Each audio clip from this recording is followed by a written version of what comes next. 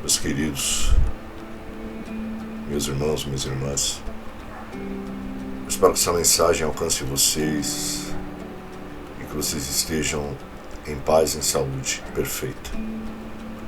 Eu gostaria de falar um pouco sobre aliança, sobre aquilo que Deus espera do homem desde Gênesis, no capítulo 1.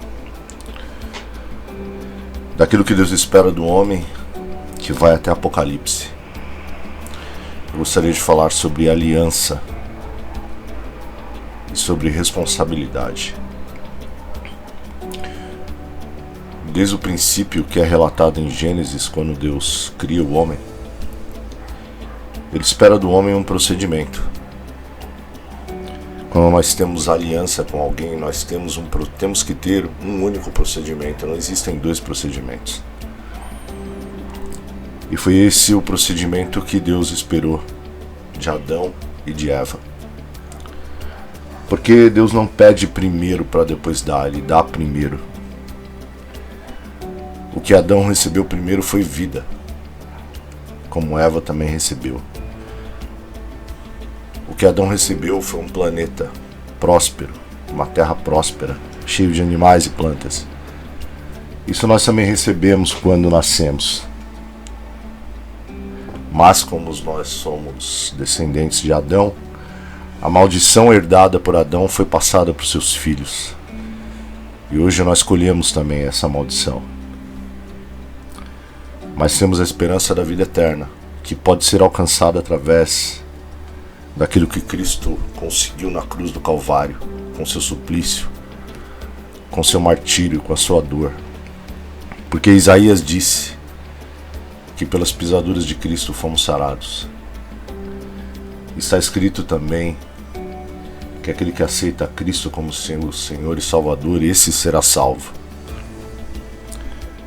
Não se enganem, desde o Éden, o mal, o maligno, ele busca perverter a nossa mente, ele busca nos enganar, nos levar a crer em coisas que não são eternas, que são passageiras. A Bíblia também nos relata que nós devemos juntar tesouros. Isso foi dito pela boca do próprio Cristo. Nós devemos juntar tesouros nos céus, onde eles não podem ser roubados nem destruídos. É óbvio, eu não vou cansar de repetir isso, mas devemos fazer aquilo que nos é proposto nessa vida. Nós temos obrigações com os nossos familiares, com a nossa comunidade, com a nossa sociedade, com o nosso país, com o nosso planeta. Mas eu quero frisar aqui o que é espiritual. Eu acredito que o que é natural, material, está implícito e deve ser seguido de forma livre pela mente de cada um. Eu sempre procurei fazer o meu melhor nesse sentido, sem me esquecer do espiritual, sem nunca me esquecer do espiritual. Em Gênesis, no capítulo 2, nós vemos o relato de que o homem foi feito do pó da terra. E após o Senhor ter feito o homem do pó da terra, Ele soprou no nariz dele uma respiração de vida e ele se tornou um ser vivo. O Senhor colocou Adão no jardim do Éden. Dele fez Eva. E nesse jardim Ele fez com que crescessem árvores de todos os tipos, de frutas boas de se comer.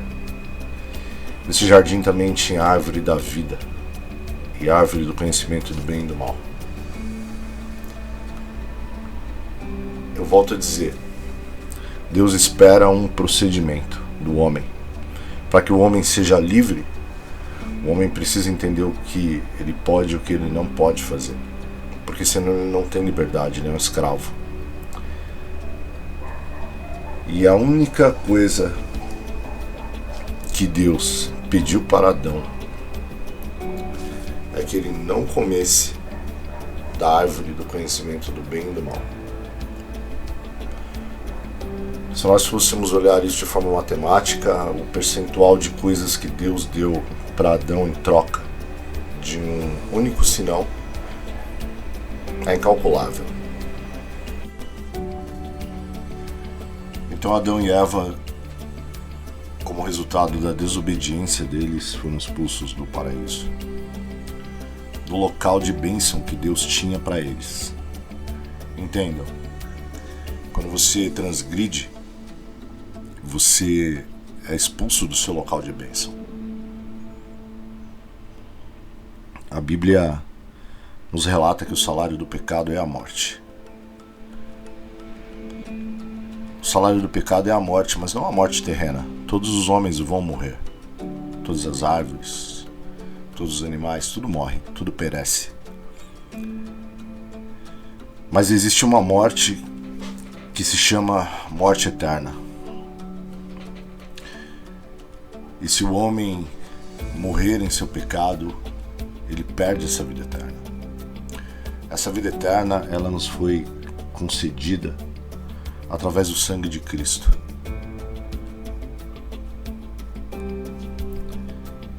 Mas quando Adão e Eva saíram do Éden, vestidos com pele de animais que Deus havia matado para poder cobrir a vergonha de Adão e Eva, Deus não havia abandonado o homem. Deus não havia abandonado o seu filho. E Adão teve filhos. Os dois primeiros filhos de Adão foram Caim e Abel. A Bíblia relata que Deus se agradava de Abel, mas não se agradava de Caim. Deus se agradava das ofertas de Abel, mas não se agradava das ofertas de Caim. Meus irmãos, minhas irmãs, Deus ele não olha a aparência do homem. Ele sonda o coração do homem, ele sabe o que tem dentro do homem. Ele sabe o que o homem sente e o que o homem pensa. A nossa relação com Deus, ela nunca vai poder estar baseada em mentiras, porque isso seria inútil, isso seria um contrassenso, porque Deus sonda o coração do homem. Vamos ler o relato do que a Bíblia diz sobre como Deus viu as ofertas de Caim e de Abel.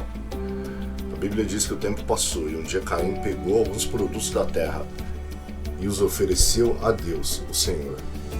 Abel, por sua vez, pegou o primeiro carneirinho nascido no seu rebanho, matou-o e ofereceu as melhores partes ao Senhor. O Senhor ficou contente com Abel e com sua oferta, mas rejeitou Caim e sua oferta. Talvez vocês não tenham entendido muito bem o que se passa nesse relato. Meus queridos, meus irmãos, minhas irmãs, quando nós oferecemos algo para Deus, nós temos que oferecer sempre o melhor, a melhor parte. Nosso tempo com Deus tem que ser um tempo de qualidade. Quando nós oferecemos qualquer coisa para Deus, é óbvio, é um fato, Ele não vai se agradar. E você pode dizer para mim, ora, quer dizer então que Deus vai me punir? A Bíblia relata que Deus não leva em consideração o tempo de ignorância. Mas eu sei que Deus ele é diligente em esperar de nós um posicionamento firme quando nós passamos a nos relacionar com Ele.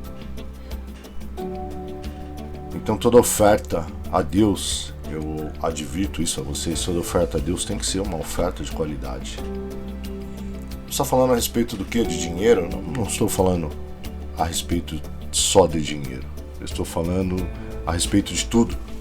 Tudo aquilo que você consagra a Deus. Eu quero crer aqui que eu estou falando a espirituais, porque nós sabemos que quem não busca o Senhor, quem não conhece o Senhor de forma espiritual, jamais vai discernir o que é espiritual.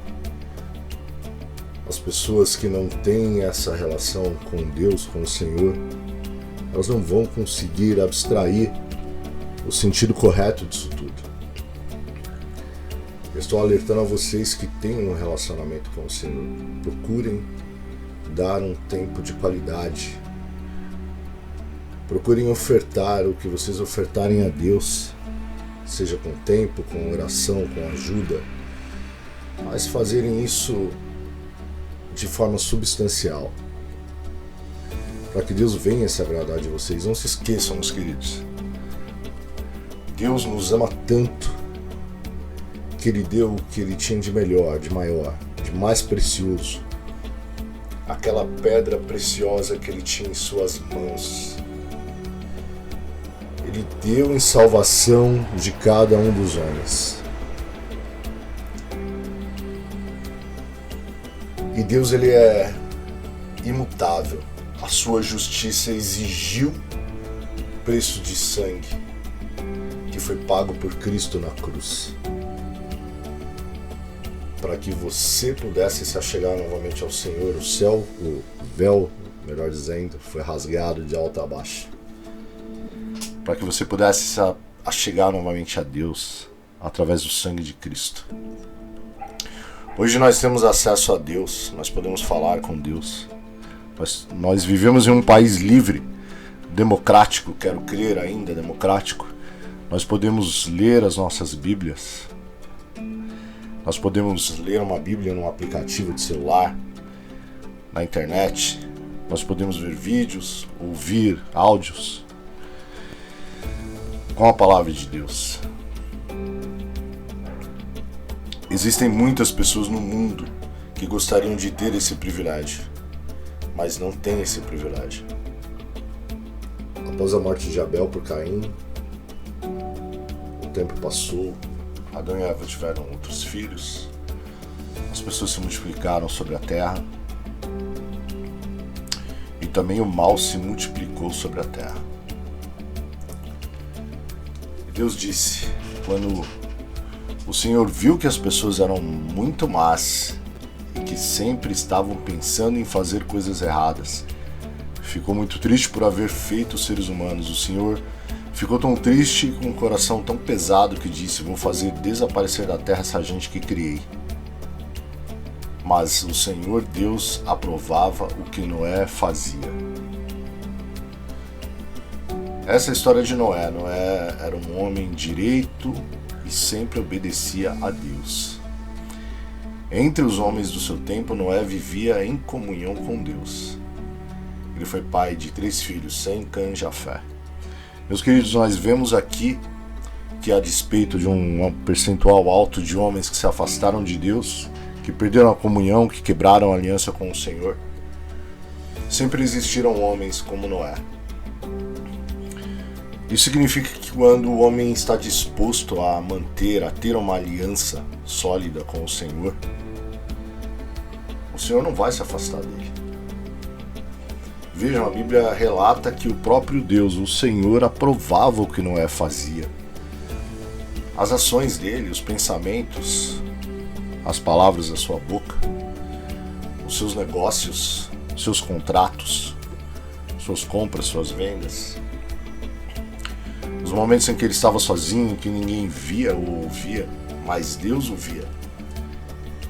Porque os olhos do Senhor estão em todo lugar. Deus é onisciente, onipresente e é onipotente. E o Senhor sabia qual era o procedimento de Noé. Como o Senhor sabe qual é o meu procedimento e sabe qual é o procedimento de vocês. Vejam, meus queridos, Deus, ele decidiu destruir o mundo. Eu quero colocar aqui a palavra Simeduk. Eu não vou entrar em detalhes. Mas Deus decidiu destruir o mundo, destruir as pessoas daquela época, por causa do mal que havia se alastrado. Mas Deus jamais destruirá o justo. Deus jamais destruirá aquele que aprova. Isso quer dizer que eu vou viver para sempre? Meus queridos, a Bíblia relata que vinha a morte em seguida do juízo. Nós somos herdeiros de Adão, e Adão transgrediu e Deus disse, tu és pó e ao pó voltarás. Nós também voltaremos ao pó. Mas nosso espírito, ele é imortal. Nós existiremos para sempre. Se entraremos na vida, como Cristo disse, que ainda entraremos na vida, isso vai depender muito do nosso relacionamento, da nossa vida nesse planeta.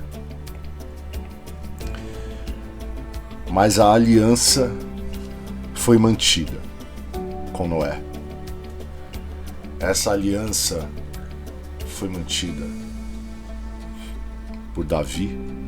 Sim, Davi pecou, Davi errou. Essa aliança foi mantida por Cristo, a quem tudo foi entregue. E Deus espera de nós que essa aliança seja mantida. Não para o nosso benefício único, exclusivo, mas porque Deus nos ama e Deus deseja que nós sejamos salvos. Deus tem isso no coração dele. Deus viu todos os homens da eternidade, de eternidade a eternidade. Há 2000 anos atrás, Cristo morreu por nossas vidas. Mesmo no Jardim do Éden, quando Deus mata os animais e cobre a vergonha, a transgressão de Adão e Eva com a pele desses animais, eu costumo ver aí um tipo de Cristo. Nesse momento, Deus já estava vislumbrando que seria necessário acontecer para que os homens fossem salvos. Como ocorreu também no Egito, quando o povo estava para sair do Egito, quando Deus deu a instrução, houve ali a primeira Páscoa, de que deveria ser morto um cordeiro limpo e que o sangue dele deveria ser passado nos umbrais das portas das casas dos justos, para que o destruidor passasse e soubesse a diferença entre aqueles que deveriam ser salvos e aqueles que não deveriam ser salvos.